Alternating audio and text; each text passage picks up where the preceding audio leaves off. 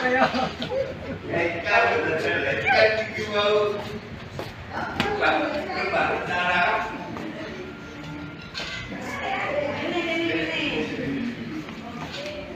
pas acara nanti kan lebih santai tak, gawe santai.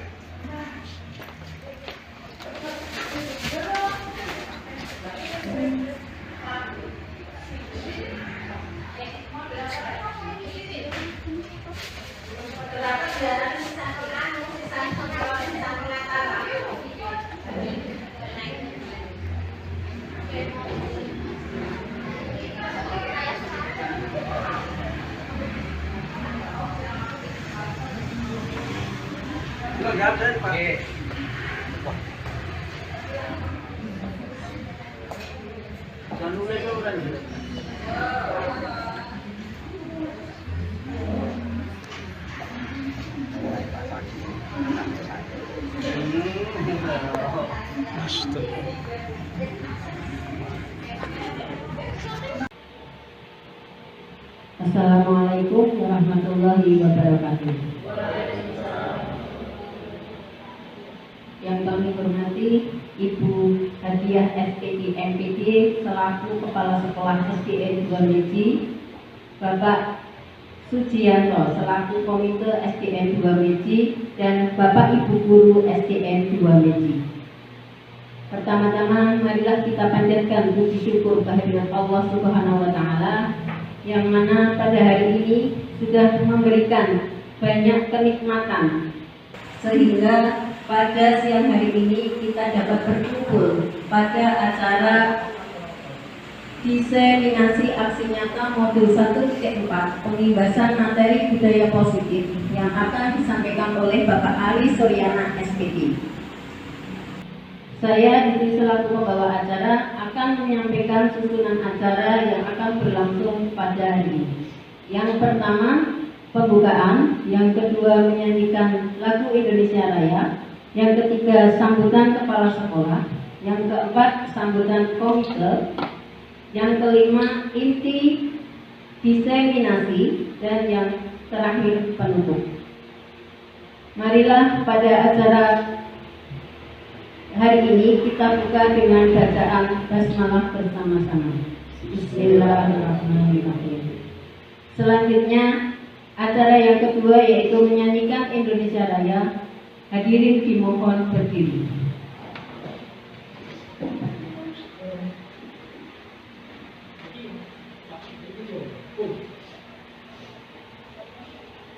Hiduplah Indonesia Raya.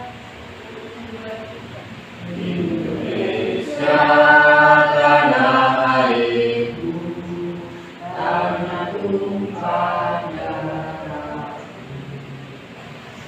Di sanalah aku berdiri dan padu hidupku. Indonesia kebangsaanku, bangsa dan tanah airku. Marilah kita berseru, Indonesia bersatu. Hiduplah tanahku, hiduplah negeriku, bangsaku, rakyatku semuanya. Bangunlah jiwanya, bangunlah badannya untuk Indonesia Raya. Indonesia Raya, merdeka, merdeka, tanahku, negeriku yang ku cinta. Indonesia Raya, merdeka, merdeka, hiduplah Indonesia Raya. Indonesia Raya, merdeka, merdeka, tanahku, negeriku yang ku cinta. Indonesia Raya, merdeka, merdeka, hiduplah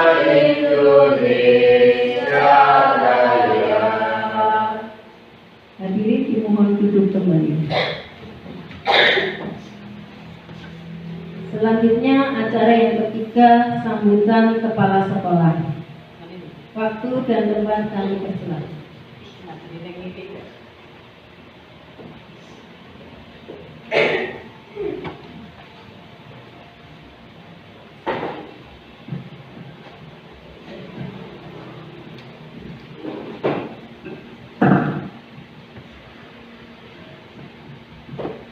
Bismillahirrahmanirrahim. Assalamualaikum warahmatullahi wabarakatuh. Yang terhormat Bapak Pemimpin SDN 2 BC, yang saya hormati narasumber Bapak Ari Suryana yang saat ini baru mau menyampaikan aksi nyatanya pada modul 1.4. Yang saya hormati Bapak Ibu Guru SDN 2 BC. Sebelumnya marilah kita selalu memanjatkan puja dan puji syukur kehadirat Allah Subhanahu wa Ta'ala yang telah melimpahkan rahmat dan hidayahnya kepada kita semua, sehingga hari ini, pada siang hari ini, kita masih diperkenankan untuk berkumpul untuk melaksanakan tugas kita masing-masing dan juga untuk menyaksikan penyampaian aksi nyata dari Bapak Ari Suryana. Untuk itu, saya ucapkan banyak terima kasih kepada Bapak Ibu semuanya yang telah mendukung, yang telah memberi semangat, memberi support kepada Bapak Ari Suryana. Semoga dalam menjalankan aksi nyatanya nanti bisa berjalan lancar dan semua bisa diraih dengan sukses, sehingga nantinya bisa menghasilkan hasil yang lebih memuaskan, khususnya untuk Bapak Ari Suryana dan umumnya pada SDN 2 BC yang tercinta ini. Semoga dengan adanya nanti penyampaian aksi nyata dari Bapak Ari Suryana bisa membawa manfaat dan berkah untuk SDN 2 BC ini dan bisa meningkatkan pembelajaran dengan peningkatan secara profesional guru. Kemudian dengan adanya ini nanti guru harus selalu mau belajar dan berkompetisi diri guna untuk meningkatkan pembelajaran yang baik di SDN 2 BC yang tercinta ini. Selanjutnya, dengan adanya ini bisa memajukan pembelajaran di SDN 2 BC dengan budaya positif. Saya kira ini sambutan dari saya. Dan apabila tidak dalam penyampaian saya kurang berkenan di hati dan banyak kekurangan, banyak kesalahan, saya mohon maaf yang sebesar-besarnya. Dan selamat untuk Bapak Ari Suryana, semoga sukses ke depannya dan bisa membawa kemajuan di SDN 2 BC ini. Akhir kata, wassalamualaikum warahmatullahi wabarakatuh.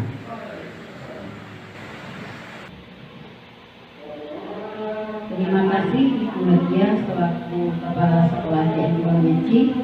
Berikutnya acara selanjutnya yaitu sambutan komite, yaitu Bapak Sucianto selaku komite SDN 2 BC.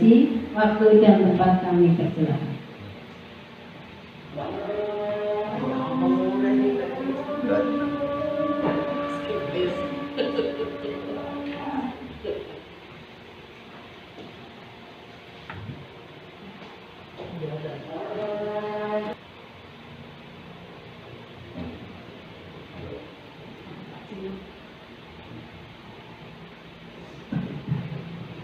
Bismillahirrahmanirrahim. Assalamualaikum warahmatullahi wabarakatuh.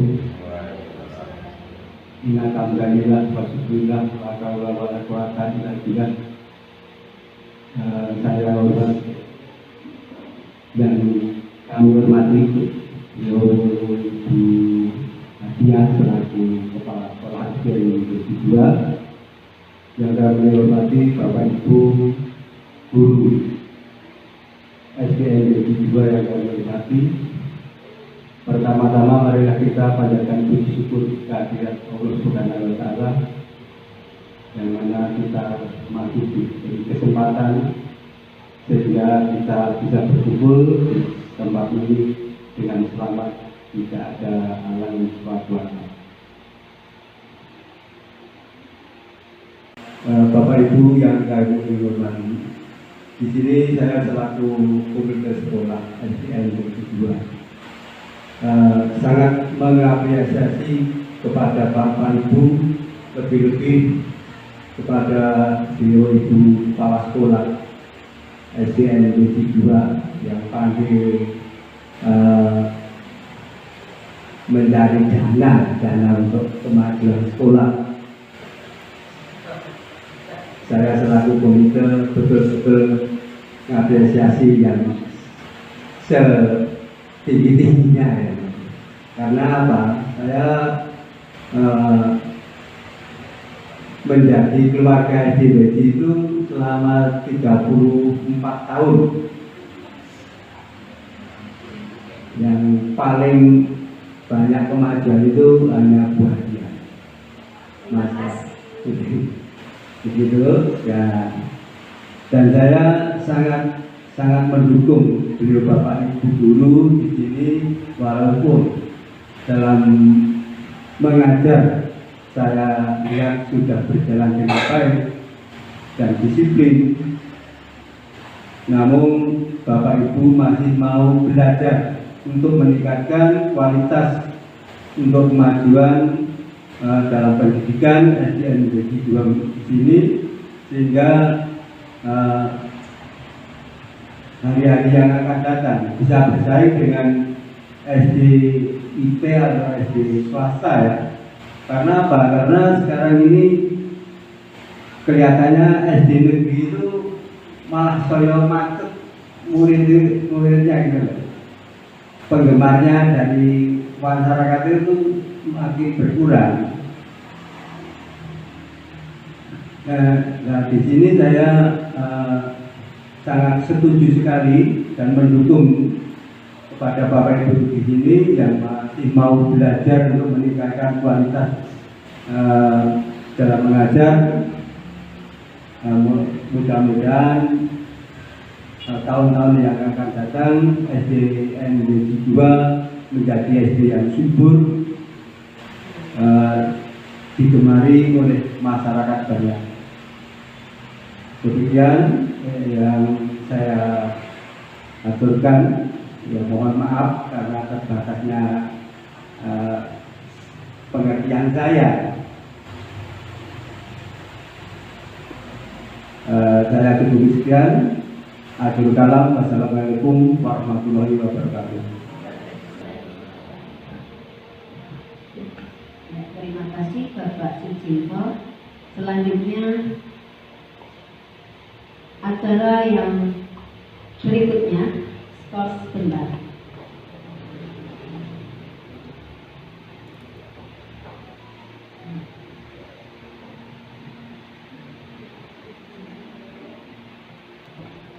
Selanjutnya acara yang kelima yaitu inti diseminasi yang akan disampaikan oleh Bapak Ari Suryana SPD. Waktu dan tempat kami persilakan.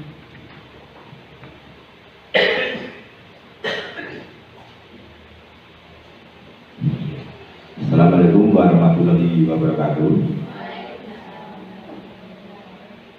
Ya, terima kasih waktu yang diberikan kepada saya. Yang saya hormati Bapak Ibu Kepala Sekolah Ibu Hadiah SPDNPD dan Bapak Sujinto selaku Ketua Komite, dan yang saya hormati dan saya banggakan Bapak Ibu Guru, rekan kabar dari SDN 2 Besi. Pada kesempatan kali ini sebelumnya, marilah selalu kita katakan kita dan bersyukur kehadirat Allah Subhanahu wa Ta'ala yang memberikan kesempatan kepada kita, sehingga pada hari ini kita bisa berkumpul di sini untuk melaksanakan salah satu agenda kegiatan saya, Terima kasih sudah mendukung kasih kata untuk keempat tentang budaya positif. Kemudian sebelum saya lanjutkan, saya mohon satu rekan saya, Ibu Dwi, untuk memimpin kita semua untuk masyarakat berdoa dulu sebelum kita masyarakat kegiatan. Monggo Bu.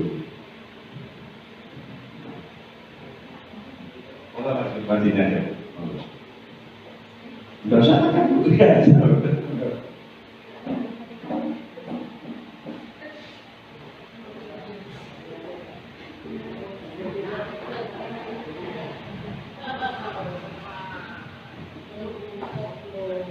Assalamualaikum warahmatullahi wabarakatuh. Mari teman-teman, saya di sini akan membantu memimpin doa. Marilah kita berdoa bersama. Bismillahirrahmanirrahim. Rabbi billahi robba wa bil islami dina wa bi Muhammadin nabiyya wa rasulah. Rabbi zidni ilma warzuqni fahma. Amin. Assalamualaikum warahmatullahi wabarakatuh. Ya, terima kasih untuk Ibu Dwi yang telah membuka kegiatan pada hari ini dengan berdoa bersama. Kemudian selanjutnya, Bapak Ibu, sebelum saya apa itu budaya positif melaksanakan kegiatan ini,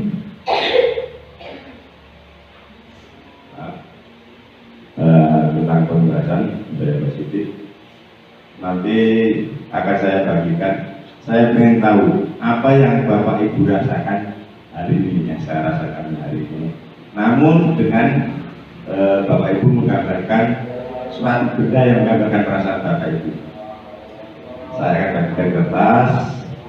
Silakan Bapak Ibu gambar sesuka hati Bapak Ibu yang mewakili perasaan Bapak Ibu semuanya pada saat ini.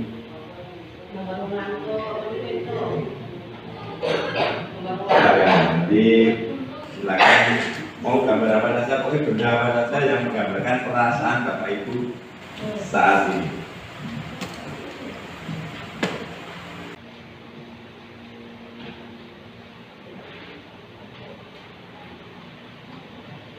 Silakan gambarkan dan nanti tetap kasih gambaran itu.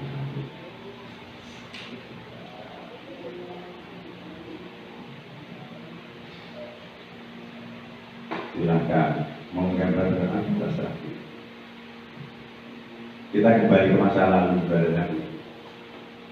Sudah coret-coret.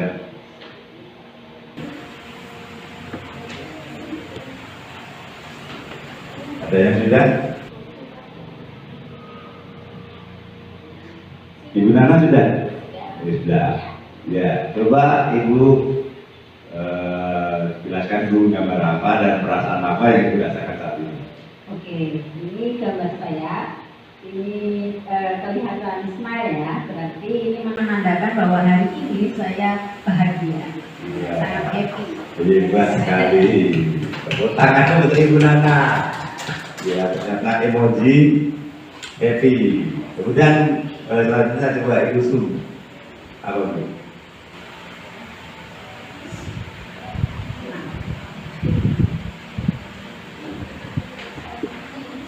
Ya, saya seperti gunanya, saya juga mengenal seperti gunanya, jadi perasaan saya juga hari ini juga merasa senang. Ya, terima kasih tepuk tangan untuk Ibu Sum. Ternyata hari ini bisa merasakan senang pada siang hari ini. Dan coba Pak Teguh. Ya, untuk saya ini gambaran APU. Oh, apa ini? Saya hari ini menandakan semangat. Wes, hebat sekali. Hari ini Pak Teguh merasa semangat. Untuk Ibu Tias. Saya menggambar sebuah rumah. Tandanya saya merasa nyaman seperti di rumah. Wah, hebat Ibu Tias bisa nyaman pada siang hari ini. Kemudian Kalau di gambar saya di sini saya menggambar gunung Pak, karena saya itu suka berpetualang, jadi saya siap untuk menerima materi dari Pak. Wih, hebat sekali yang hari ini ingin berpetualangan ilmu berarti. Dan Yubanis. Saya gambar matahari karena hati saya cerah. Saya pengen seperti matahari setiap hari cerah. Wih, hebat. Ingin cerah, ingin mencerahkan, ibaratnya mencerahkan pendidikan. Kemudian itu. Kalau saya menggambar anak perempuan saya yang merupakan salah satu sumber kebahagiaan saya setelah dia lahir. Oh, berarti ada sumber kebahagiaan. Moga-moga nanti juga ilmu yang kita dapat juga menjadi kebahagiaan. Dan ini gongnya ini. Ya, saya menggambar pohon kelapa. Saya ingin seperti pohon kelapa, setiap batang, akar, dan buah, daun semua bermanfaat bagi kita semua. Ya, terima kasih Ibu Titin karena ingin menjadi kelapa berarti bermanfaat bagi semuanya, baik mulai dari akar, batang, buah sampai daun. Kemudian sebenarnya kenapa saya adakan ini tadi biar Bapak Ibu nanti juga merasakan bahwa ternyata kalau tadi ada yang semangat, senang, kemudian ingin bermanfaat, jadi nyaman kan untuk mengikuti diseminasi atau melaksanakan kegiatan ini juga akan lebih mudah. Namun apabila ternyata kita perasaannya sedang tidak senang, dan alim atau apapun kan otomatis juga akan untuk materi juga tidak akan masuk. Jadi nanti untuk pengaplikasian ke anak-anak di pendidikan juga seperti itu. Jadi kesiapan anak kalau bisa kan sebelum pembelajaran kita buat biar anak-anak merasa tenang dan nyaman untuk belajar.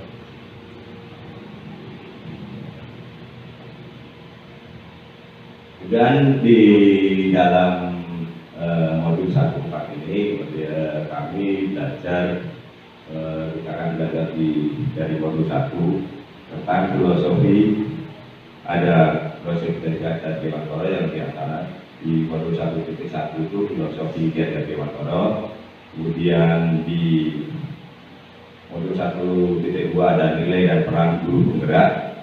Kemudian di modul 1.3 itu ada visi guru penggerak. Kemudian di modul 1.4 adanya budaya positif yang kita dirangkum untuk kegiatan pada siang hari ini. Kemudian kita mulai, sebenarnya ada perubahan paradigma pembelajaran karena pendidikan pada zaman kolonial dapat kita saksikan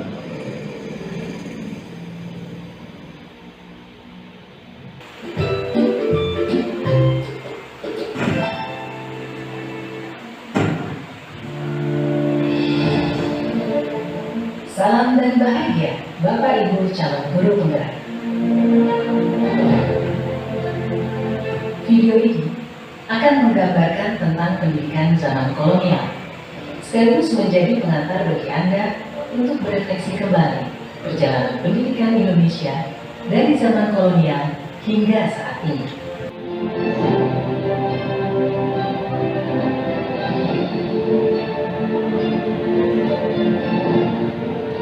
Tahukah Anda, pada tahun 1854,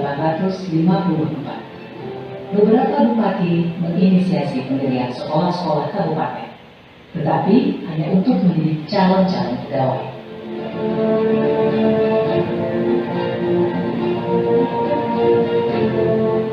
Kemudian tahun yang sama, lahirlah sekolah-sekolah Bumi Putra yang hanya mempunyai 3 kelas.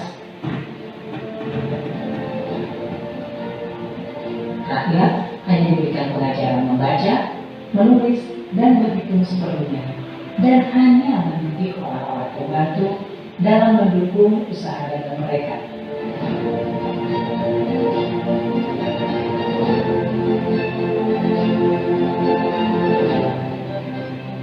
Pemerintah Hindia Belanda memberikan kelonggaran kepada para calon mudir dokter Jawa untuk mendapatkan pendidikan dan pengajaran. Namun, tahukah Anda mengapa?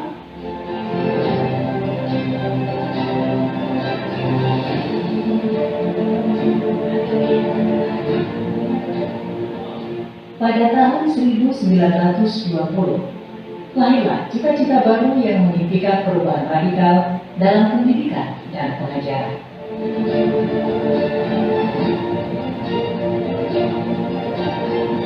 Dan pada tahun 1922, lahirlah Taman Siswa di Yogyakarta sebagai sebuah gerbang emas kemerdekaan dan kebebasan kebudayaan bangsa. Taman Siswa ada sebagai jiwa rakyat untuk merdeka dan bebas.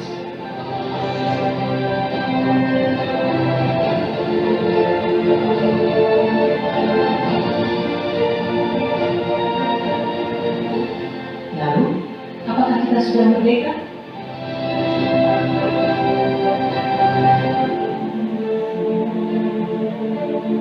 Video ini adalah pengantar menuju video kedua, Filosofi Pendidikan Ki Hajar Dewantara. Salam dan bahagia.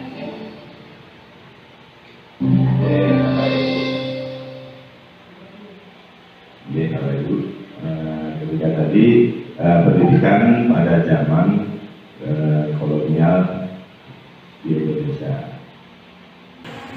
Kemudian ada perubahan paradigma pembelajaran sistem pada zaman kolonial, yaitu pada zaman kolonial itu pendidikan yang dapat mengenyang itu hanya sebagian tertentu karena masih susah, karena seperti tadi di video bahwa sekolah yang didirikan hanya sedikit di tiap kabupaten.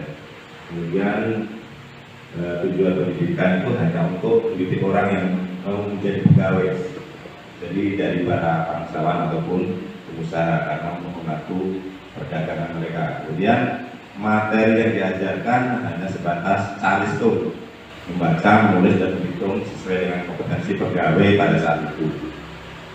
Dan yang terakhir adalah sistem pendidikan lebih banyak pemerintah dan menghukum. Kemudian perubahan paradigma pembelajaran Ki Hajar Dewantara yang bernama asli Raden Mas Suwandi Suryawan adalah beliau mendedikasikan pendidikan itu sangatlah berarti sebenarnya. Ini sebenarnya ada suatu cerita Bapak Ibu yang membuat perubahan paradigma pembelajaran dari Ki Hajar Dewantara. Bahwa dulunya waktu di luar negeri, Ki Hajar Dewantara itu sedang bekerja menulis sesuatu, dia ingin diajak anaknya mengajak untuk bermain sebenarnya. Akan tetapi karena oleh Ki Hajar Dewantara dianggap mengganggu dan sedang sibuk mengerjakan sesuatu, sampai akhirnya anaknya ditaruh di luar dan haruskan pekerjaan. Beliau tidak menyadari bahwa keadaan di luar sebenarnya itu adalah turun salju. Jadi kondisi cuaca begitu dingin. Sampai beliau sadar akhirnya bahwa telah mengeluarkan anaknya di luar. Kemudian dia berlari untuk menjemput anaknya tersebut. Kemudian merangkulnya, kemudian dia bersumpah bahwa akan ibaratnya menggambar pada anaknya, karena ternyata sampai dewasa pun karena kejadian seperti itu anaknya mengalami suatu ibaratnya yang tidak diinginkan, terbelakang ibaratnya kan akhirnya karena sudah membeku akhirnya sampai dewasa pun tetap harus dilayani. Jadi memang akan melayani anak itu berasal dari situ, karena filosofi pembelajaran Ki Hajar Dewantara berawal dari situ, bahwa pembelajaran harus menginspirasi dan mereka yang menjadi inspirasi dan mereka belajar itu karena ingin berdedikasi untuk anak. Jadi memang menghamba kepada anak itu ibaratnya melayani pada anak seperti itu. filosofi Ganjar Dewantara.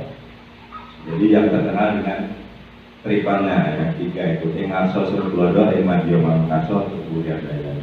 Sebenarnya bukan hanya di bidang sebenarnya kalau di kehidupan, tapi di pendidikan pun harus seperti itu. Ing arsa Surablodo di depan jadi contoh, jadi bukan hanya contoh di kehidupan sehari-hari, tapi di pendidikan juga dalam masyarakat juga atau pembelajaran.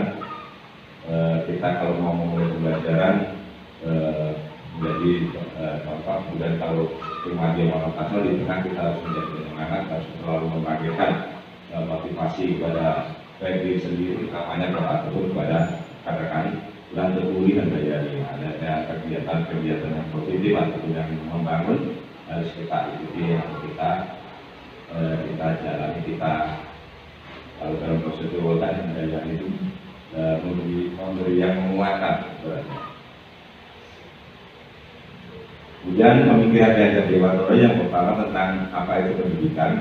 Menurut Ganjar Dewantara, pendidikan adalah menuntun tumbuh kembangnya anak agar bisa mandiri nantinya dan mencapai kebahagiaan hidup baik sebagai individu maupun warga masyarakat. Jadi pendidikan oleh Ganjar Dewantara itu bukan hanya mentransfer ilmu kalau sekarang, namun sebenarnya menurut pemikiran Ganjar Dewantara pendidikan adalah menuntun. Jadi kita tuntun anak didik atau murid untuk bisa mandiri agar mencapai kebahagiaan sebagai individu ataupun sebagai anggota masyarakat. Kemudian kodrat anak, bahwa kodrat anak ini bermacam-macam karena setiap orang memiliki keunikan tersendiri, mempunyai minat, bakat serta potensi yang berbeda-beda satu dengan yang lainnya. Mereka adalah benih yang siap digunakan. Jadi setiap anak memiliki karakteristik sendiri-sendiri, jadi tidak bisa diukur rata. Misalnya pembelajaran harus sama semua, namun oleh pemikiran Ganjar Dewantara harus sesuai kodrat anak. Jadi karena keunikan sendiri, jadi dalam pembelajaran pun harus masing-masing. Kemudian ada kodrat alam, yaitu dalam didik anak Tuhan sudah dalam didik anak Tuhan sudah menyiapkan kebutuhan. Jadi kita gali potensi sekitarnya untuk dimaksimalkan sebagai bahan pembelajaran. Anak di pesisir pantai dan pegunungan berbeda cara pembelajarannya. Seperti contoh misalnya sering kita lihat misalnya anak disuruh bebas menggambar, pasti anak yang di daerah tengah ini dan dekat ini pasti gambarnya adalah gambar dulu. Namun yang di pesisir pasti setiap anak disuruh gambar pemandangan, pasti gambarnya adalah pantai karena memang sesuai kodrat alam mereka. Kemudian ada kodrat zaman. Nah ini yang sekarang lebih dikenal sekarang kita adalah sekarang zamannya generasi Z atau Gen Z. Nah ini jangan selalu berubah, jadi harus selalu mengikuti perubahan. Mendidik anak pada tahun 80-an, 90-an berbeda dengan generasi milenial saat ini, di mana mereka lebih cakap menguasai teknologi sehingga guru harus mampu menggunakan. Nah, apalagi sekarang Gen Z, apalagi yang dulu sekolah saja umur 1 tahun 2 tahun, sekarang saja untuk scroll HP saja sudah mahir. Jadi kita sebagai pendidik juga harus bisa mengimbangi. Jadi pendidikan harus menggunakan teknologi. Kemudian budi pekerti, bahwa pendidikan harus bermuara pada budi pekerti. Pintar saja belum cukup atau terampil juga belum memastikan mereka memiliki karakter mulia. Jadi guru harus mampu membimbing ke penguatan karakter kelak mulia. Jadi menurut pemikiran Ganjar Dewantara bahwa pendidikan itu memang harus nanti bermuaranya itu harus dari budi pekerti, jadi menghasilkan anak-anak yang berkarakter. Apalagi sekarang ada karakter pelajar Pancasila. Kemudian ada prototipe. Nah,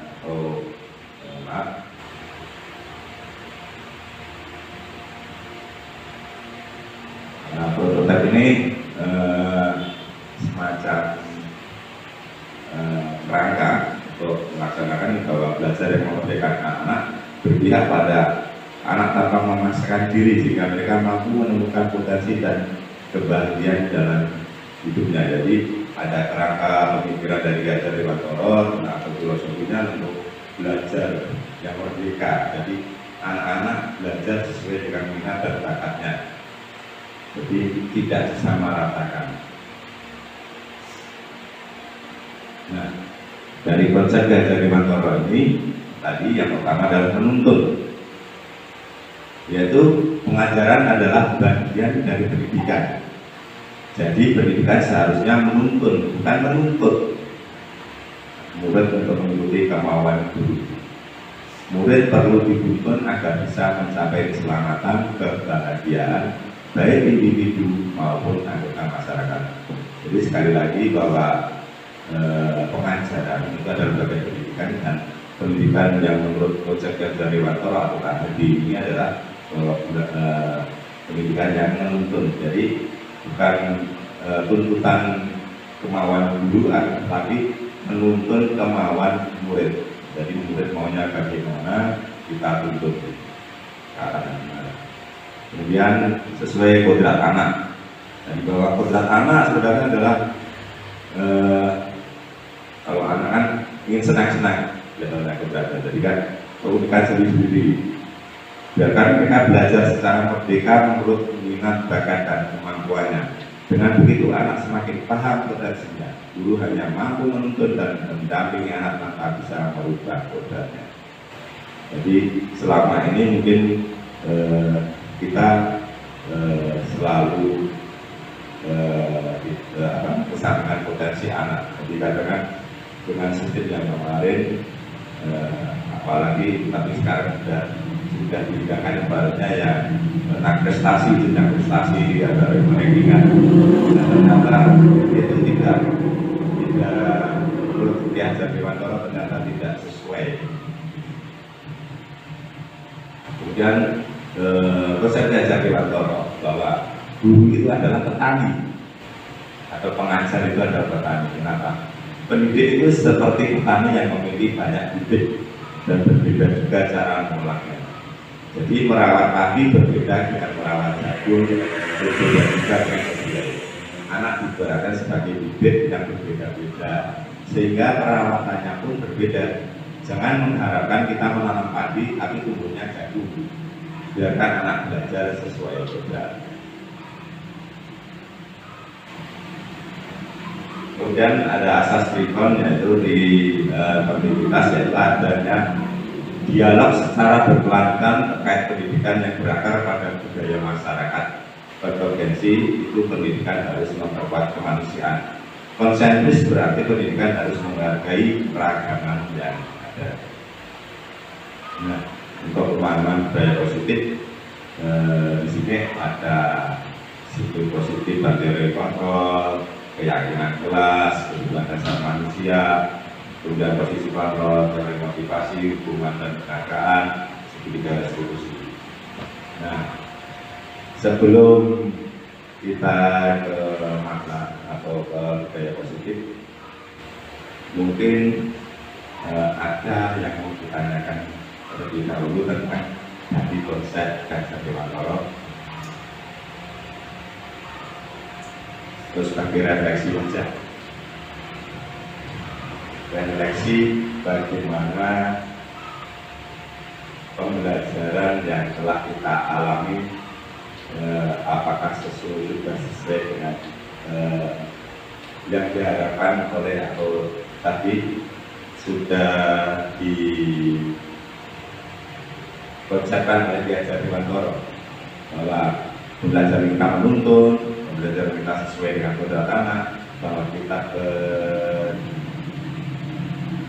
atau berlaku sebagai petani, dan kita berkelanjutan dalam pendidikan. Mungkin ada yang Bapak Ibu yang mau menyampaikan refleksi dan pengalamannya dalam mengajar. Ada Bapak Ibu?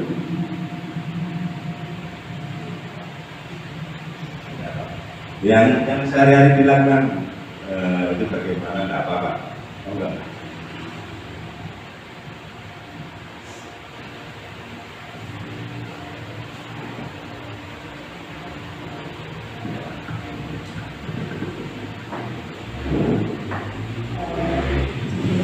Assalamualaikum warahmatullahi wabarakatuh. Maaf sebelumnya ya Pak. Menurut saya yang saya hadapi setiap hari itu ya sudah ada yang itu sesuai dengan penerapan itu kemudian ada dalam dorong, tetapi juga masih ada yang belum sesuai. Misalnya itu Pak, itu sebagai petani itu kalau memang murid itu mempunyai bibit atau sikap yang berbeda-beda, tetapi untuk saya sendiri ini Pak, pengalaman saya pribadi itu merasa agak kesulitan kalau untuk memperhatikan anak satu per satu. Begitu, terima kasih. Assalamualaikum warahmatullahi wabarakatuh. Ya, terima kasih disebutnya yang telah merepresentasikan pendidikan. Benar sekali Bu, bahwa biasanya untuk menuntut kita sudah menuntut sesuai berat anak, sebagian besar sudah melaksanakan. Yang biasanya yang belum mampu atau belum sebelumnya dapat dilakukan adalah kita sebagai petani. Kadang kita memukul rata. Saat ini menanam padi kita anggap semuanya padi semua. Padahal kalau menurut konsep Gajah Dewanto sebenarnya adalah bahwa bibit yang kita tanam itu sebenarnya masing-masing. Namun kan kita kadang memperlakukan padi sebagai kedelai, jagung sebagai kedelai, karena yang satu itu kita utamakan adalah kedelainya, kan seperti itu. Nah, mari kita belajar bersama-sama. Ternyata kita harus berlaku beda atau dalam menentukan anak harus bisa sesuai dengan minat antara anak. Saya sendiri juga masih belajar seperti dalam anak pendidikan berbeda ini. Kemarin mencoba dengan banyak sekarang permainan.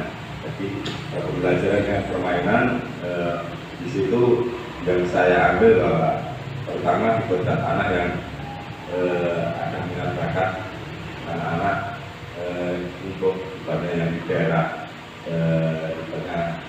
kita di daerah pedesaan kita masih ke budaya yang luhur, kita angkat permainan tradisional itu karena untuk mengangkat budaya juga buat anak agar kita juga bisa belajar.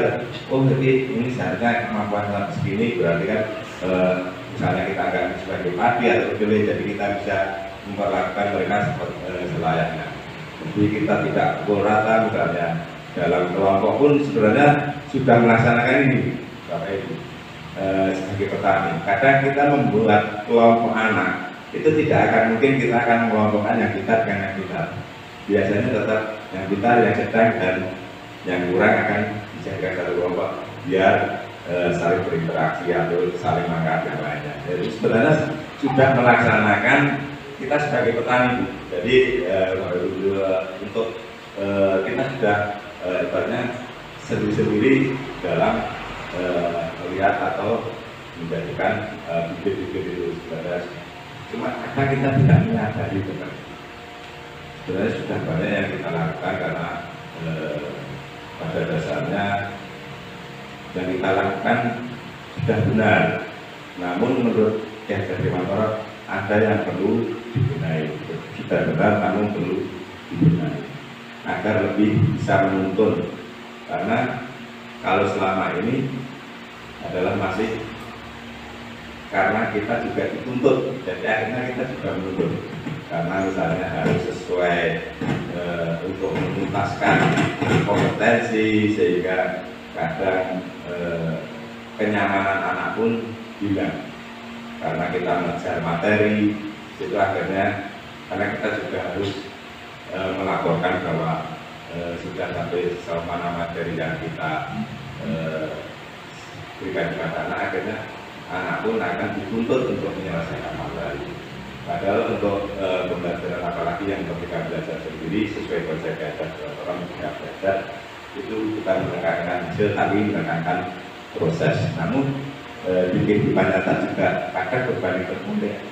Kalau kita hanya mementingkan proses tanpa melihat hasil, misalnya hasilnya juga tidak sesuai, semuanya juga akan berdampak. Bagaimana pembelajarannya masih ditanyakan, sudah bisa ngajar atau belum, terus anak-anaknya bagaimana. Nah, jadi semacam akhirnya menjadi simalakama. Ternyata untuk resep belajar di Latorol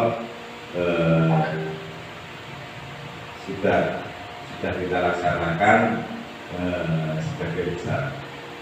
Dan untuk biaya positif, makna disiplin. Disiplin itu berasal dari bahasa Latin disiplina yang artinya belajar. Sebenarnya makna asal dari kata ini berkonotasi dengan disiplin diri dari murid-murid Sang Kota Sembilan Plato. Disiplin diri ini akan membuat orang menggali potensinya menuju sebuah tujuan yang dihargai. Namun dalam budaya kita, makna disiplin telah berubah menjadi sesuatu yang dilakukan seseorang pada orang lain untuk mendapatkan kepatuhan.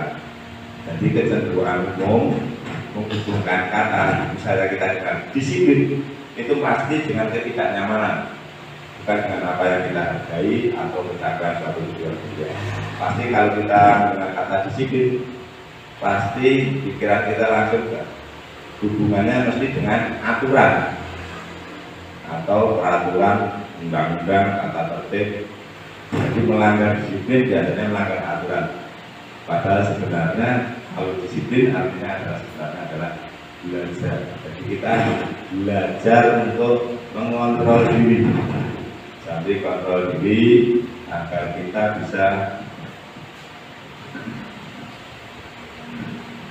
bisa melaksanakan sesuatu yang menggali potensi kita untuk belajar menjadi lebih baik, biar memenuhi kebutuhan hidup dan belajar segalanya sehingga akan menjadi nyaman, sehingga yang akhirnya karena ada aturan-aturan, karena kita mengontrol diri bisa mengikuti aturan, akhirnya melekat bahwa disiplin itu pasti ada kaitannya dengan aturan.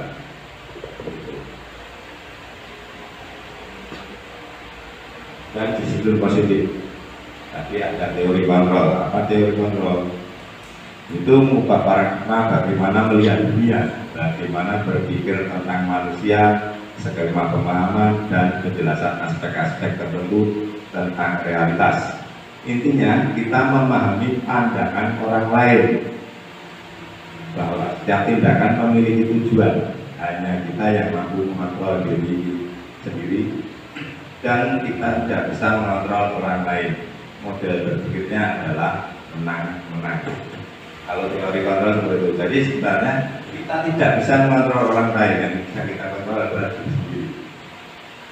Kalau kadang kita bisa mengontrol seperti anak, itu sebenarnya cuma seolah-olah. Jadi tidak kita mengontrol, karena yang namanya kita mengontrol berarti efeknya adalah selamanya. Kalau kita mengontrol diri berarti kan efeknya selamanya ke diri kita. Kita mau berbuat ini kan yang mengontrol diri kita sendiri.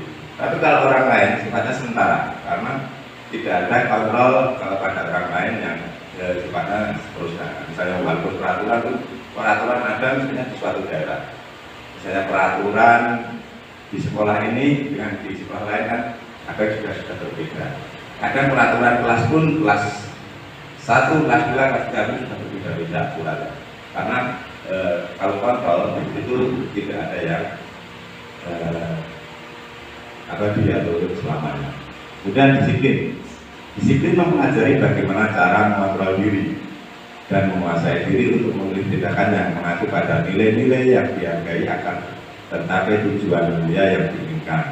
Sebagai pendidik, tujuan kita adalah menciptakan disiplin positif sehingga mereka bisa berperilaku dengan mengacu pada nilai-nilai kebajikan universal dan memiliki motivasi intrinsik bukan ekstrinsik. Jadi disiplin tadi, misalnya kita belajar, ya kita belajar bagaimana cara mengontrol diri, cara menguasai diri, dan sehingga kita bisa memilih tindakan apa yang akan kita laksanakan untuk mencapai tujuan.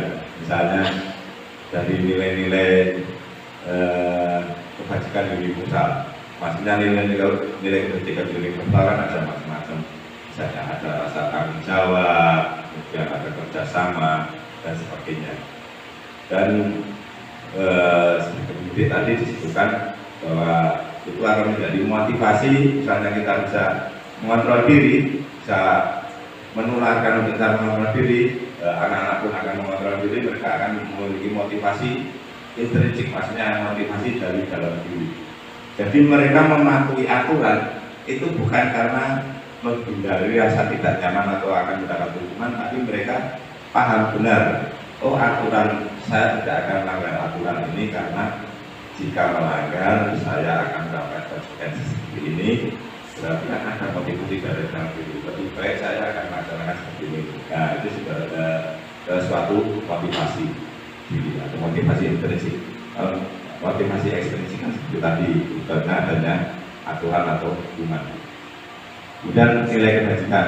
Nilai kebajikan adalah sifat-sifat positif manusia yang merupakan tujuan mulia yang ingin dicapai setiap individu. Seperti yang telah dikemukakan oleh Dr. William Glasser pada teori korpal tahun 84 yang menyatakan bahwa setiap perbuatan memiliki sesuatu tujuan dan selanjutnya Diana Gosen pada 98 mengemukakan bahwa dengan mengaitkan nilai kebajikan yang diyakini seseorang, maka motivasi intrinsiknya akan terbangun sehingga menggerakkan motivasi dari dalam untuk mencapai tujuan mulia yang diinginkan. Nilai kebajikan bermuara pada profil pelajar Pancasila. Seperti yang telah disampaikan tadi bahwa nilai kebajikan yang tadi misalnya contohnya adalah kerjasama, kemudian adanya gotong royong atau kerjasama gotong royong atau kemudian ada juga ketakwaan, yang lainnya itu tadi akan bermuara pada profil pelajar Pancasila. Kemudian kita sering mengenal kata hukuman, konsekuensi, dan mungkin baru dengar adalah restitusi. Sebelum ke hukuman, konsekuensi, dan restitusi ada teori motivasi yang tadi juga motivasi perilaku manusia adalah yang pertama mereka melakukan sesuatu itu untuk menghindari ketidaknyamanan atau menghindari hukuman.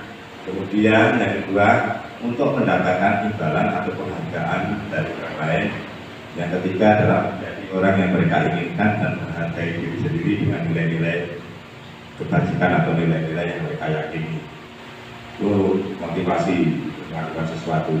Kemudian hukuman, apa itu hukuman? Hukuman itu sifatnya tidak terencana atau tiba-tiba. Anak atau murid tidak tahu apa yang akan terjadi. Hukuman bersifat satu arah dari pihak guru yang memberikan dan murid hanya menerima suatu hukuman tanpa melalui suatu kesepakatan atau pengarahan dari pihak guru baik sebelum atau sesudah. Hukuman yang diberikan bisa berupa fisik maupun psikis. Murid atau anak itu akan disakiti oleh suatu perbuatan. Jadi hukuman itu biasanya timbul tiba-tiba karena melanggar aturan. Kemudian yang dinamakan satu arah, anak tidak bisa memilih, hukuman pasti akan diberikan oleh guru dan tanpa kesepakatan. Jadi efeknya adalah hukuman akan menimbulkan biasanya walaupun itu berupa fisik, tapi efeknya adalah ke psikis, jadi ke mental anak. Kemudian konsekuensi, hampir sama, disiplin dalam bentuk konsekuensi sudah terencana, sudah disepakati, sudah dibahas dan disetujui oleh murid dan guru. Umumnya bentuk-bentuk konsekuensi dibuat oleh pihak-pihak guru atau sekolah dan murid sudah mengetahui sebelumnya. Konsekuensi yang akan diterima bila ada pelanggaran. Pada konsekuensi, murid tetap dibuat tidak nyaman untuk jangka waktu yang pendek. Konsekuensi biasanya diberi diinstruksikan berdasarkan suatu data yang kemudian dapat diukur. Misalnya setelah 3 kali tugasnya tidak diselesaikan pada batas waktu yang diberikan, atau murid melakukan kegiatan di luar kegiatan pembelajaran, misalnya ngobrol, maka murid tersebut akan kehilangan kenyamanannya. Jadi tetap konsekuensi juga membuat anak atau murid tidak nyaman, walaupun sudah disepakati. Kemudian restitusi adalah proses kolaboratif yang mengajarkan murid untuk mencari solusi untuk masalah dan membantu murid berpikir tentang orang seperti apa yang mereka inginkan dan bagaimana mereka harus memperlakukan orang lain. Restitusi membantu murid menjadi lebih memiliki tujuan, disiplin positif, dan memulihkan dirinya setelah berbuat salah.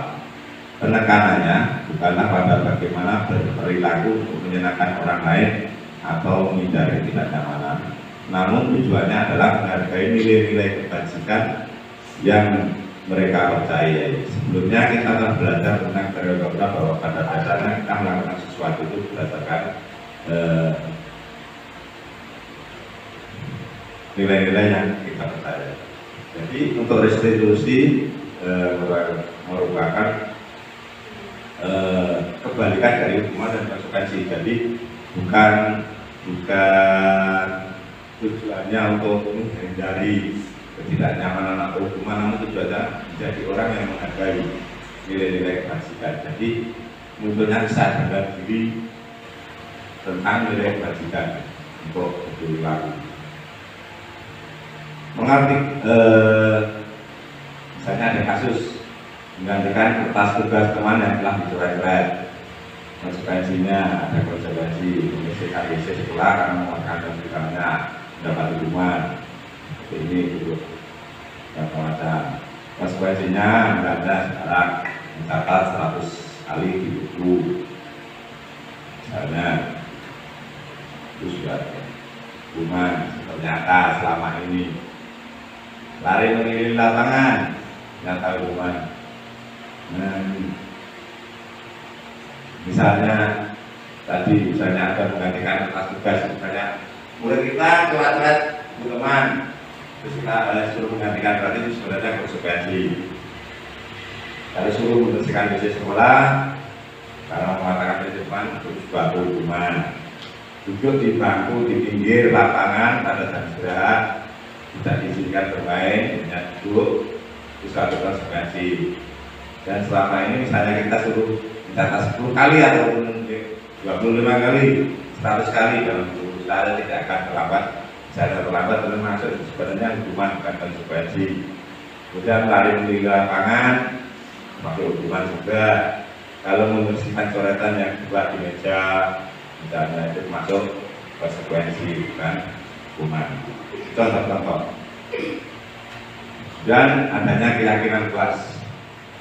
Ini sebenarnya sudah Bapak Ibu lakukan keyakinan kelas. Kalau zaman dulu biasanya namanya kontrak kelas atau kontrak belajar. Kalau namanya dulu. Jadi keyakinan kelas adalah peraturan yang dibuat untuk mengendalikan atau untuk menciptakan suasana seperti yang dibuat oleh si pembuat peraturan. Beda dengan keyakinan kelas yang merupakan nilai-nilai positif yang telah disepakati bersama oleh satu kelas untuk dilaksanakan. Keyakinan kelas bersifat lebih abstrak daripada peraturan karena berupa pernyataan universal. Pernyataan keyakinan kelas dibuat dalam bentuk positif dan tidak terlalu banyak. Keyakinan kelas juga sebaiknya di sesuatu yang dapat diterapkan. Kemudian semua warga kelas ikut berkontribusi dalam pembuatan keyakinan kelas lewat surat pendapat. Kemudian keyakinan kelas itu bersedia ditinjau dari waktu ke waktu. Misalnya suatu contoh ini keyakinan kelas 6, saling menyayangi dan menerima. Kemudian ada mengikuti instruksi guru. Kemudian ada melakukan yang terbaik. Ada juga jika mereka aktif dalam pembelajaran. Kemudian berkolaborasi dengan kelompok. Itu keyakinan kelas 6 kemarin yang dibuat oleh anak-anak sendiri. Itu contohnya.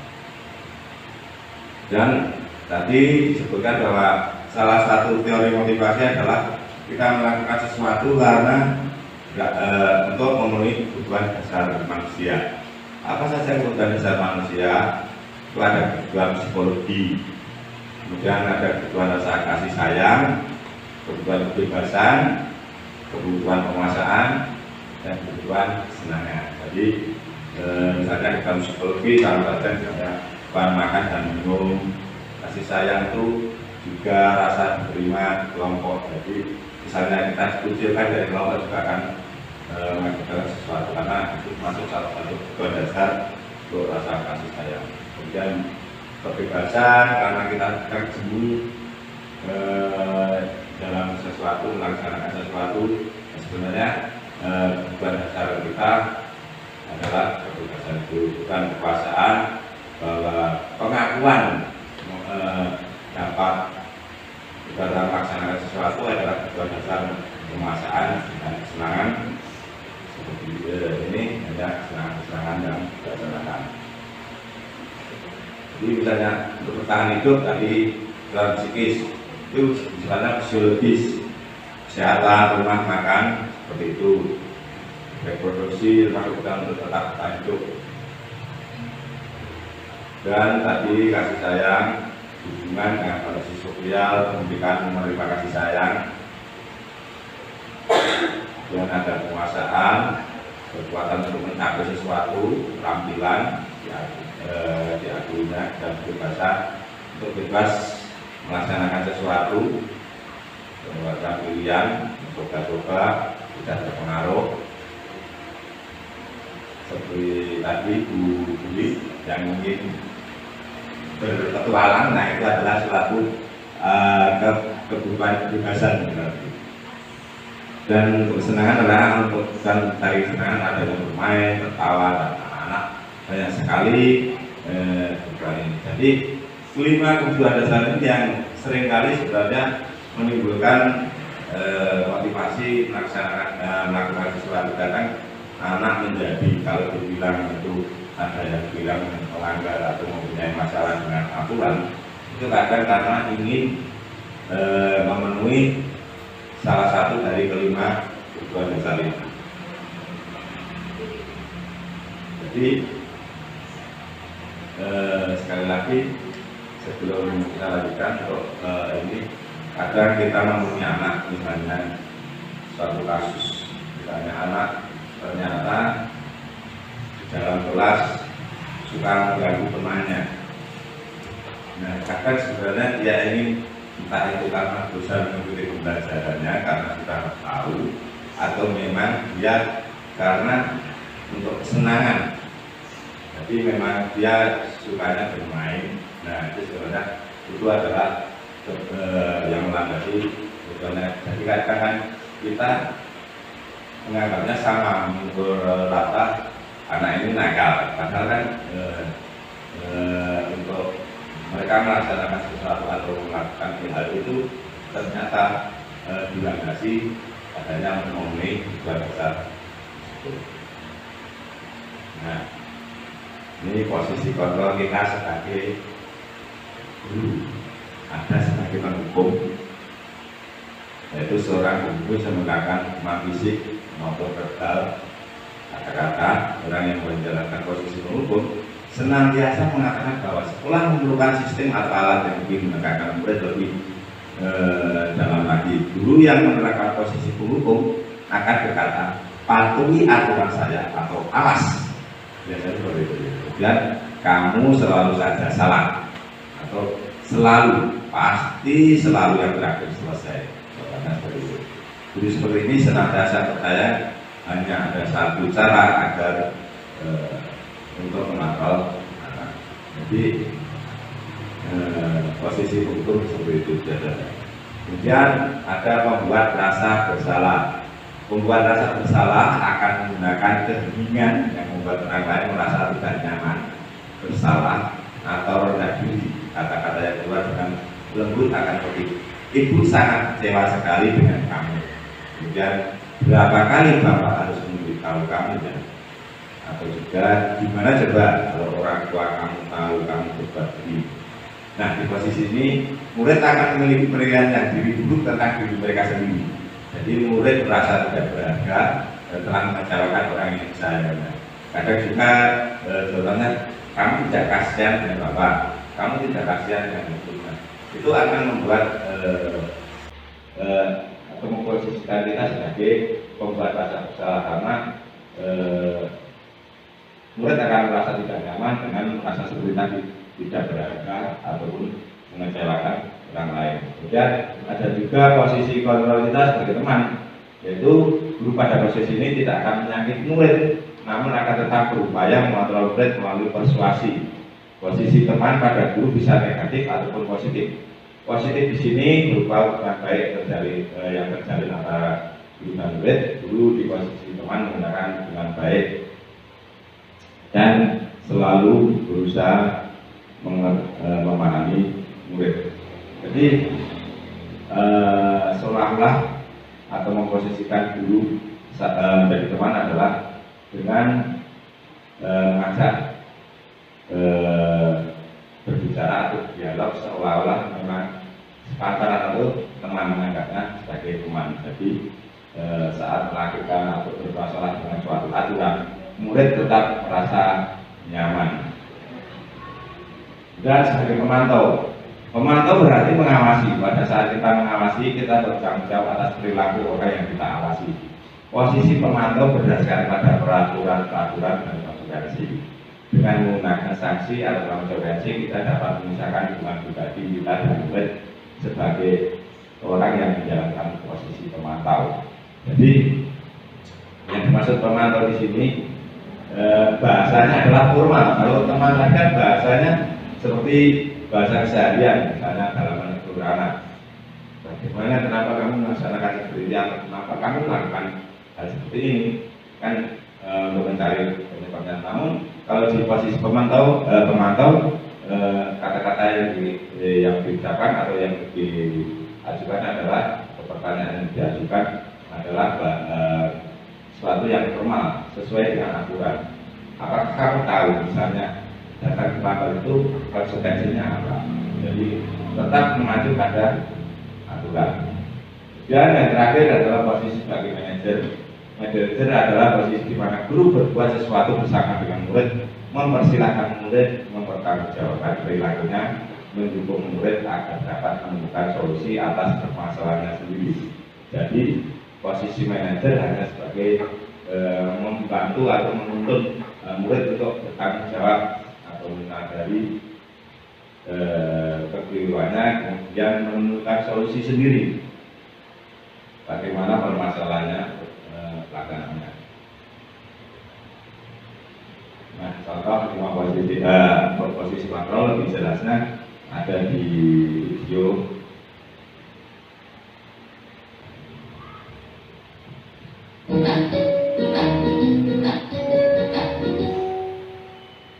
Salam bahagia Ibu dan Bapak Guru hebat.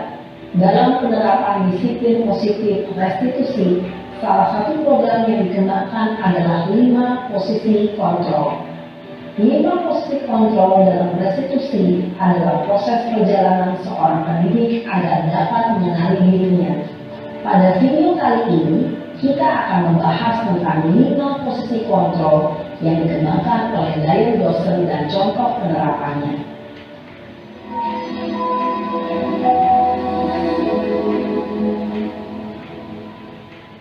5 posisi kontrol itu adalah 1. Posisi penghukum, 2. Posisi pembuat rasa bersalah, 3. Posisi teman, 4.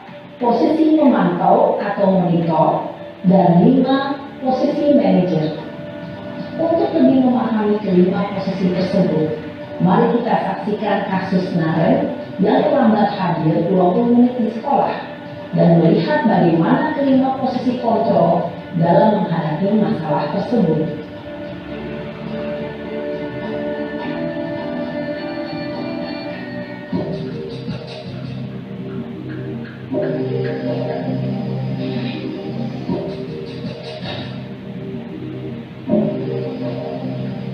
Naren! Sini kamu! Selamat pagi, Bu. Selalu terlambat. Kamu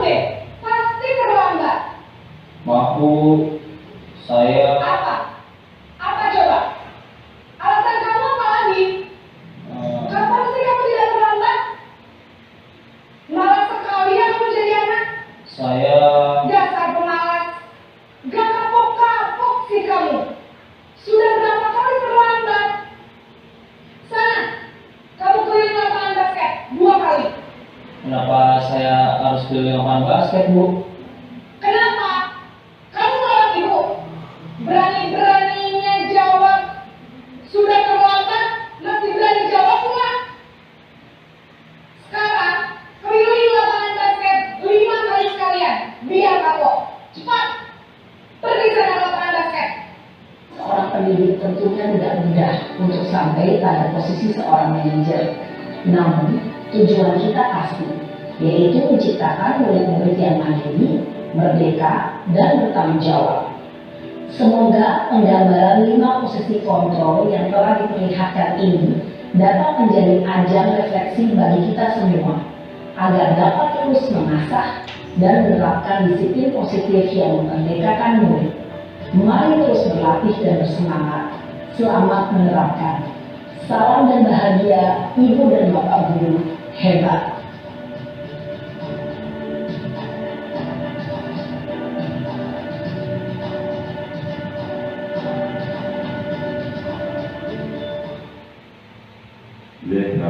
Nah, kita tadi video tentang 5 posisi kontrol. Dan di sini coba ini saya akan berikan kertas. Silakan merefleksi Bapak Ibu sekarang pada posisi kontrol seperti apa. Dan setelah Bapak Ibu belajar selama ini, Bapak Ibu berada di posisi mana?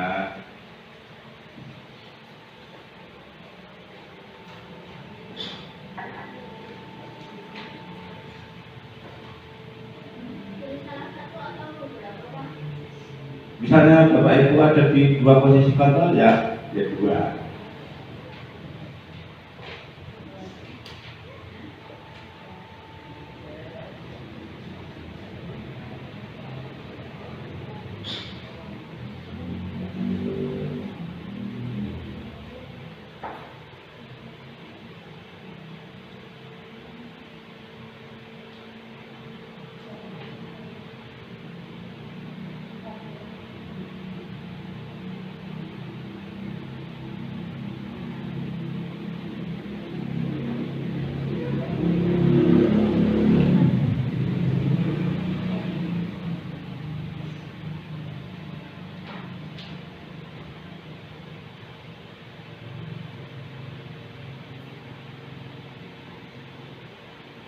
Di posisi kontrol. Benar Ibu. Coba kalau undangan posisi kontrolnya sekarang apa? Untuk undangan. Ya, untuk saat ini saya sebagai manajer posisinya. Ya. Karena saya selalu dengan murid saya itu berdiskusi. Nah, kalau ada masalah itu bagaimana pemecahannya, jadi ditanya dulu, dipikirkan bareng. Ya, masih hebat sekali untuk Ibu Nana. Dan ke Pak Heri. Saya di posisi kontrol ada 2 nih Pak. Ya. Posisi yang satu sebagai teman dan yang kedua sebagai monitoring. Sebagai teman dan sebagai pemantau atau monitor. Ya, dan untuk Bu Tias.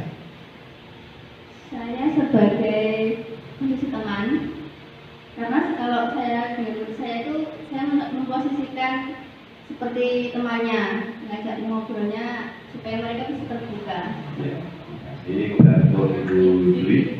Sama Pak, kalau saya seperti dia, saya memperlakukan murid saya itu masih di tahap teman, karena saya mencoba memposisikan diri saya itu sebagai teman anak-anak agar anak-anak jauh lebih terbuka dengan kamu sebagai ibu. Saya sebagai teman dan monitor. Ya. Kemudian untuk terakhir Bu Tutut. Saya menganggap sebagai teman Pak. Sebagai teman. Rata-rata masih sebagai teman. Untuk saya sendiri sebenarnya banyak sekali posisi yang saya jalani karena memang 5-5-nya pernah melaksanakan. Makanya kan kita tidak sadar bahwa posisi kita ada di menggunakan itu.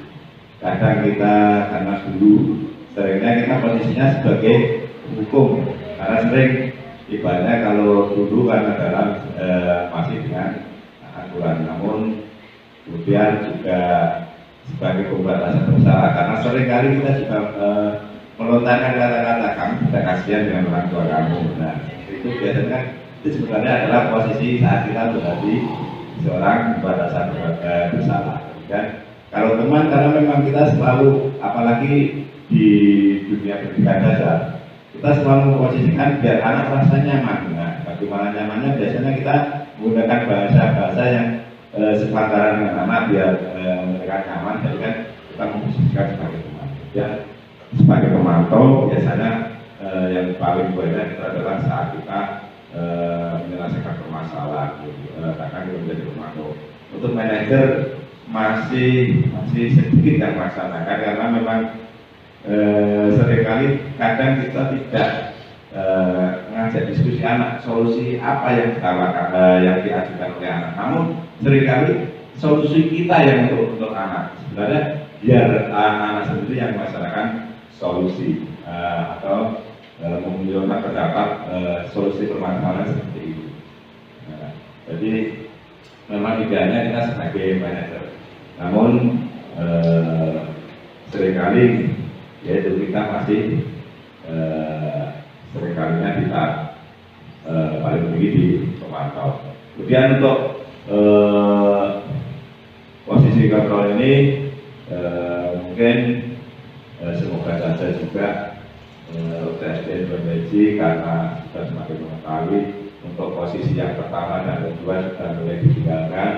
Paling tidak kita menggunakan posisi ketiga sampai kelima, jadi posisi teman, pemantau dan manajer. Apalagi kalau bisa melaksanakan posisi yang kelima ini semua, saya yakin ibaratnya sudah tidaklah kemungkinan bisa dipastikan anak-anak untuk melanggar walaupun bermasalah dengan aturan akan terjadi sekali kemungkinan karena sudah tumbuh motivasi dari anak untuk melaksanakan atau melakukan nilai-nilai kesaksian atau nilai-nilai keyakinan yang mereka percayai.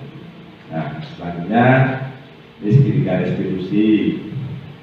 Karena dinamakan segitiga restitusi karena memang diambil dari bentuk segitiga dan di setiap sisinya adalah ada tindakan-tindakan yang ada validasi kebutuhan atau validasi kesalahan, kemudian menanyakan keyakinan, yang di bawah ada yang biasa kita stabilkan identitas. Untuk kegiatan yang pertama itu adalah menstabilkan identitas. Jadi setiap ada permasalahan distabilkan identitas. Jadi yang bermasalah distabilkan dulu. Karena misalnya dengan kata-kata setiap orang pasti pernah melakukan kesalahan atau kamu bukan satu-satunya yang pernah melakukan ini.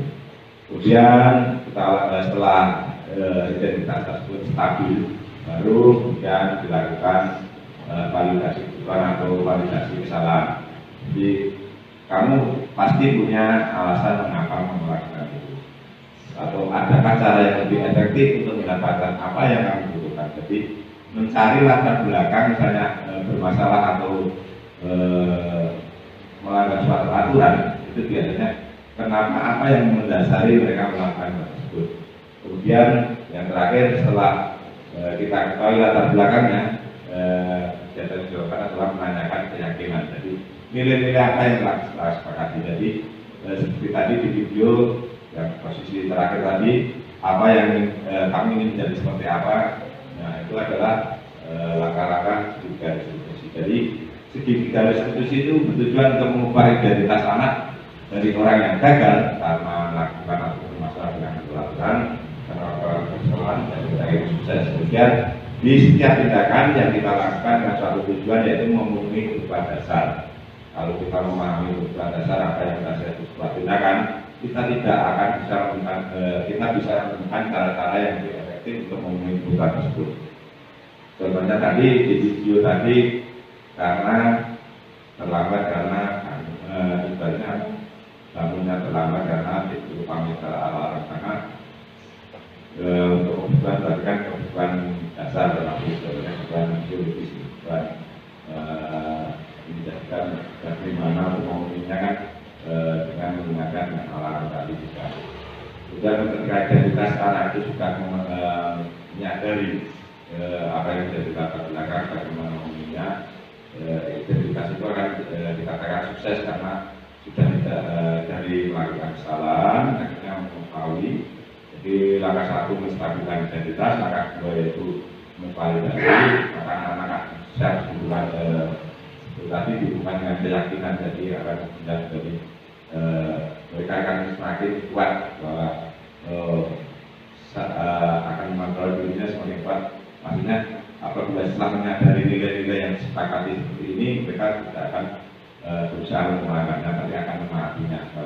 Karena saya percaya nilai, dan saya percaya nilai kerjasama. Mereka akan misalnya ada kegiatan kerja kelompok, mereka akan tetap memaknai nilai kerjasama dengan mengikuti jalan kerja kelompok. Misalnya nilai tanggung jawab yang mereka yakini, tanpa kita suruh pun mungkin setelah melakukan sesuatu atau mengambil sesuatu, anak akan mengembalikan ke tempatnya karena mereka menilai bahwa itu adalah suatu tanggung jawab. Setelah bermain mengembalikan ke tempatnya, atau setelah selesai sesuatu kembali tempatnya bersih. Jadi tanpa kita suruh untuk membersihkan atau mengembalikan, kalau anak-anak sudah meyakini itu akan sudah seperti itu akan langsung melaksanakan sendiri. Satu. Terus tingkat restitusi, contohnya seperti yang kemarin sebenarnya sudah saya share. Ini ditampilkan tidak Pak Ibu? Yang saya ditampilkan. Yang sebagai kemarin waktu saya demonstrasi kontekstual, Bapak Ibu sudah melihatnya, saya sedikit dan terima kasih. Jadi untuk materi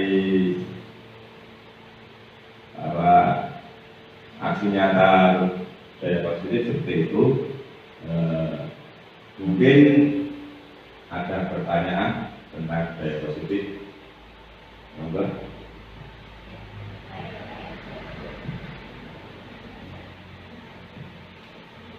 Langsung saja pertanyaan saya, mengapa budaya positif itu penting diterapkan di sekolah, Pak? Itu saja. Ya, terima kasih. Seperti yang kita ketahui bahwa budaya positif itu muncul yang dinamakan budaya sebenarnya adalah suatu kebiasaan atau pembiasaan yang sering dilakukan akhirnya menjadi suatu budaya. Nah, kebiasaan yang baik, kebiasaan yang positif itu akan jadi suatu budaya positif. Nah, kenapa itu penting dilakukan di sekolah? Dengan pembiasaan yang baik, misalnya dengan pembiasaan disiplin, maksudnya disiplin adalah belajar mengontrol diri, kemudian pembiasaan bertanggung jawab, pembiasaan karakter baik, itu akan menunjang pembelajaran menjadi lebih meningkat atau lebih maju. Karena apa? Karena dengan pembiasaan itu pastinya yang lingkungan menjadi kondusif, sekolah menjadi kondusif, nyaman, sehingga pembelajaran bisa dilaksanakan dengan baik. Sehingga itulah kenapa budaya positif harus dilaksanakan di sekolah. Nah, seperti itu, bagaimana Ibu? Ya, terima kasih Bapak sudah cukup jelas. Terima kasih. Ada lagi yang lain? Ya, enggak. Ya, langsung saja. Saya ingin bertanya, tapi posisi kontrol itu kan ada 5, Pak. Nah, itu kalau guru itu harus melaksanakannya dengan seimbang atau seperti apa? Atau memilih yang terbaik itu yang mana gitu? Ya, terima kasih, pertanyaan yang bagus sekali. Bahwa 5 posisi kontrol itu tadi yang paling baik adalah yang manajer, karena dengan menempatkan posisi sebagai manajer, murid yang bermasalah dengan aturan atau yang bermasalah itu akan menyadari atau menimbulkan motivasi fisik dari dalam. Akan tetapi misalnya yang tadi masih dari teman atau komando, itu motivasi masih dari ekstrinsik atau dari luar. Jadi mereka melakukan sesuatu karena ada aturan atau patutnya ya, misalnya sebagai kepada guru yang sebagai teman, sebagai komando tersebut. Akan tetapi apalagi sebagai hukum ataupun kepada bersalah, mulai akan seperti tadi dijelaskan akan menjadi mendendam, akan merasa bersalah. Memang seyogianya atau idealnya guru itu harus memposisikan sebagai manajer semuanya. Jadi kenapa sebagai manajer seperti tadi bisa menimbulkan atau membuat murid itu menjadi merasa adanya paling berhasil kan, soalnya mengetahui motivasi dari diri. Kemudian ciri-ciri sudah melaksanakan tindakan manajer adalah itu tadi segitiga garis itu. Jadi langkahnya itu pasti yang pertama adalah stabilkan identitas, kemudian memvalidasi kesalahan atau memvalidasi kebutuhan, kemudian yang terakhir adalah menanyakan keyakinan. Jadi pertama kali biasanya misalnya murid dipanggil, pasti ditanyakan, kita kuatkan dulu. Jadi karena seringkali kan selama ini misalnya dipanggil takut, kan biasanya murid takut yang ngomong mesti salah, karena ibaratnya atau berkelahi pun kan tahu berkelahi dipanggil lagi dipanggil karena sudah salah. Dipanggil kita pulihkan kembali mentalnya, kita kembalikan kondisinya, stabilkan kondisinya dulu. Ibaratnya dengan kata-kata tadi seperti contoh tidak hanya kamu saja yang selalu kata, tidak hanya kamu yang melakukan kesalahan. Mungkin dia juga yang agak ekstrim, Bapak juga pernah melakukan kesalahan ataupun berbeda, Bapak juga pernah melakukan kesalahan. Jadi semua manusia itu pernah melakukan kesalahan. Itu adalah salah satu kalimat yang mungkin yang bisa untuk sedikit menenangkan anak tidak mungkin kembali identitasnya atau mentalnya. Kemudian setelah agak tenang baru kita tanya latar belakang kenapa kamu melakukan seperti ini, atau kita validasi kesalahan atau kebutuhan kamu melakukan seperti ini, latar belakangnya apa, misalnya seperti itu. Jadi kita bisa tahu nanti, oh sebenarnya kebutuhan dasar mana yang akan kita mereka penuhi. Jadi kan untuk cari solusi nanti kayak kita tanyakan keyakinan apa yang kamu yakini. Misalnya kamu melanggar apa, kan misalnya ternyata misalnya berkelahi kan berarti melanggar tidak menghormati orang lain misalnya. Terus misalnya tadi ada kasus misalnya contoh ngobrol sendiri di dalam kelas, nah itu kan berarti tidak menghormati orang lain. Nah itu kan nilai-nilainya berarti kan berarti dia kalau mereka sadar oh tidak menghormati orang lain, silakan tetap saya tidak akan masalahkan seperti itu kan, muncul dari dalam sendiri. Bagaimana biar saya tidak biar saya tetap menghormati orang lain. Nah itu kan muncul dari dalam sendiri. Nah akhirnya seperti itu. Jadi posisi manajer memang yang paling berbeda. Jadi kita tadi apakah harus memilih semuanya? Tidak, yang memilih misalnya saya pilih hanya satu, namun seringkali kadang kan kita masih menjalankan yang ketiga keempat. Dan seperti tadi kalau bisa kan tetap dan saya lihat sudah mulai hilang untuk di sini, untuk yang posisi yang pertama dan kedua sudah mulai ditinggalkan. Ya paling tidak misalnya sudah dengan ketiga keempat pun itu kita juga melatih anak-anak, apalagi bisa menjalankan yang posisi yang kelima seperti manajer itu akan lebih baik.